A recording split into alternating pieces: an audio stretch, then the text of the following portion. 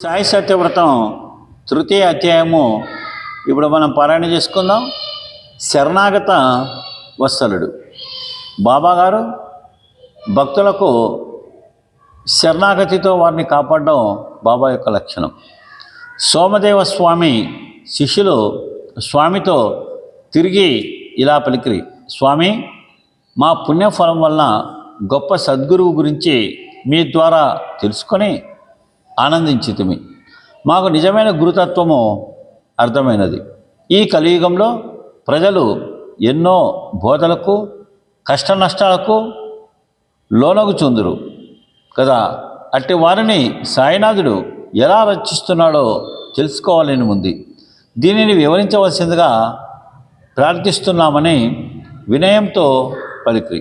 అప్పుడు సోమనాథ స్వామి శిష్యులపై వాత్సల్యంతో ఇలా పలికాను, నాయన్లారా, ఈ సాయిదేవుని మహిమ వర్ణింపటానికి అలివి కానిది. ఎవరి పాప ఫలములు నశించినవో వారికే సాయినాథుని గురించి తెలుసుకొను అదృష్టం కలుగును. సాయి నామం పలికినంత మాత్రాన సర్వ పాపములు తొలగును, కష్టములు తొలగును, ఆరోగ్యంతో పాటు సకల సంపదలు చేకూరును. ఏ యుగంలోనైనా మానవుడు మానసికము శారీరకము అను రెండు రకాలైన బాధలు అనుభవించుచు కష్టములు, కలహములు, దారిద్రము, అనారోగ్యం వంటి వాని వలన మానసిక వేదనలు కలుగును.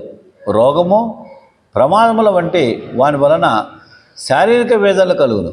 ఈ రెండు రకాలైన వేదనలు సాయినాథుడి అనుగ్రహం వల్ల తొలగిపోవును. బాబావారే తన భక్తులను తన వద్దకు రప్పించుకొని వారి బాధలను తొలగించును. వని అను పట్టణంలో సప్తశృంగి దేవి ఆలయం కలదు. ఆ ఆలయ పూజారి పేరు కాకాజీ వైద్య. అతను ఒకసారి అనేక కష్టములకు గురై మనశ్శాంతి కోల్పోయాను. తీవ్ర మనోవేదనతో నిద్ర లేని రాత్రులు ఎన్నో గడిపాను. ఈ బాధల నుండి బయటపడలేక మరణమే తనకు శరణమని భావించను. ఒకనాటి రాత్రి అతనికి కలత నిద్రలో ఉండగా అతనికి కలలో సప్తశృంగి మాత కనిపించను. భక్తా, నీవు షిరిడి వెళ్ళు, బాబాను దర్శించుము, నీ ఆందోళనలన్నీ తొలగిపోవును, నా అంశయే ఆ బాబా అని తెలుసుకున్నాము అని ఆ అమ్మవారు అతనికి తెలిపాను. మెలకువ వచ్చిన కాకాజీ వైద్య ఆందోళన పడాను. కారణం, అతనికి షిరిడి ఎక్కడో బాబా ఎవరో అసలు తెలియదు. దానితో అతనికి మరింత దుఃఖం కలిగాను. రాత్రంతా దీనంగా ఆ అమ్మవారిని ప్రార్థిస్తూ గడిపాను. మరుసటి ఉదయం శ్యామ అను భక్తుడు ఆ మందిరానికి వచ్చాను. అతను షిరిడి నుంచి వచ్చాడని తెలుసుకొని కాకాజీ ఆనందంలో పొందాను. ఈ శ్యామ సాయిబాబాకు ముఖ్య భక్తులను తెలుసుకొని సంతోషించారు. అతను శ్యామతో కలిసి షిరిడి వెళ్ళి బాబాను దర్శించను. అతని కన్నులో ఆనందాశ్రువులతో నిండిపోయాను. నోరు అరకపోయాను, శరీరము పులకరించను, మనస్సు ఆనందంతో తేలిపోయాను. అతను బాబా సమక్షంలో కొన్ని రోజులు గడిపాను. దూది పింజలు గాలిలో తెలిపోయినట్లుగా అతని ఆందోళనలనేయో తొలగిపోయాను.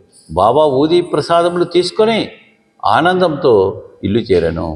ఇదే విధంగా బొంబాయిలో భీమాజీ పాటిల్ అని ఒక వ్యాపారి గలడు.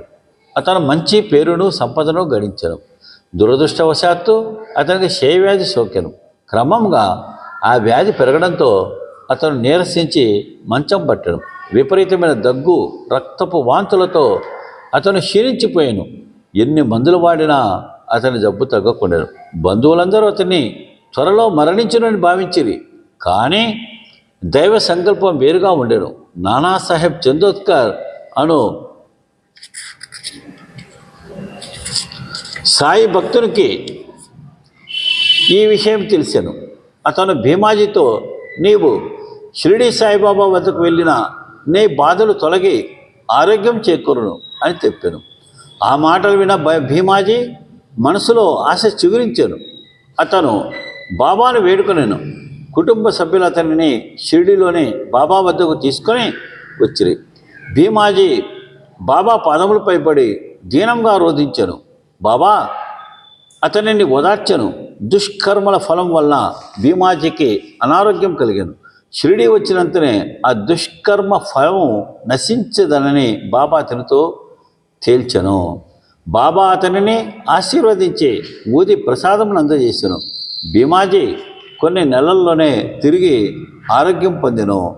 అతనిని చూసి అందరూ ఆశ్చర్యపోయిరి. భీమాజీ బాబా వద్ద సెలవు తీసుకొని ఆనందంతో ఇంటికి వెళ్ళాను. అతను ఇంటికి వెళ్ళాక బంధుమిత్రులను పిలిచి సాయి కథలు తెలుపుతూ సాయి సత్యవ్రతమును చేసెను. అతను ప్రతి నెల తన ఇంట సాయి సత్యవ్రతమును ఆచరింపచేసెను. క్రమంగా అతను అన్ని విధాల వృద్ధి చెంది సుఖ సంతోషాలతో జీవించెను. సాయి సత్యవ్రతమును ఆరంభించిన వ్యక్తిగా చరిత్రలో చిరస్థాయిగా నిలిచిపోయాను. శ్రీ సాయి సత్యవ్రతం నందలి శరణాగత వత్సలుడు అనే తృతీయ అధ్యాయము సంపూర్ణము. శ్రీ సాయినాథ్ మహారాజ్ की जय. శ్రీ గురుదేవ దత్త సాయినాథ్ మహారాజ్ की जय. శ్రీ సమర్థ సద్గురు సాయినాథ్ మహారాజ్ की जय. ఇప్పుడు రజనీ గారు